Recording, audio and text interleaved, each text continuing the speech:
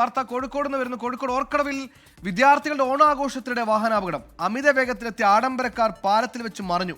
മലപ്പുറം വാഴൂർ കോളേജിലെ വിദ്യാർത്ഥികളാണ് അപകടത്തിൽപ്പെട്ടത്. നിഖിൽ പ്രമേഷ് കോഴിക്കോട്. നിഖിൽ, അപകടത്തിൽപ്പെട്ടവരുടെ ആരോഗ്യനില എങ്ങനെയുണ്ട്? പരിക്കുകളുണ്ടോ? എന്താണ് സംഭവിച്ചത്? ഏറ്റവും പുതിയ വിവരം.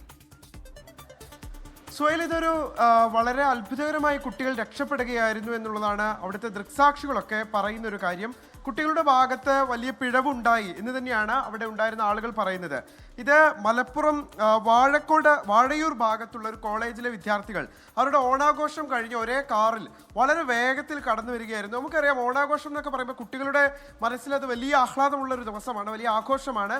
അവർ ആ ആഘോഷമൊക്കെ കഴിഞ്ഞ് ഒരു ഫോർച്യൂണർ കാറിൽ വളരെ ആഘോഷപൂർവ്വം തിരികെ മടങ്ങി വരികയായിരുന്നു. അതിനിടയിലാണ് ഈ പാലത്തിന് മുകളിൽ വെച്ച്, ഈ ഊർക്കടവിലെ പാലത്തിന് മുകളിൽ വെച്ച് ഈ കാറ് വളരെ വേഗതയിൽ എത്തുകയും പാലത്തിന്റെ കൈവരിയിലിടിച്ച് ഈ കാറ് മറിയുകയുമായിരുന്നു.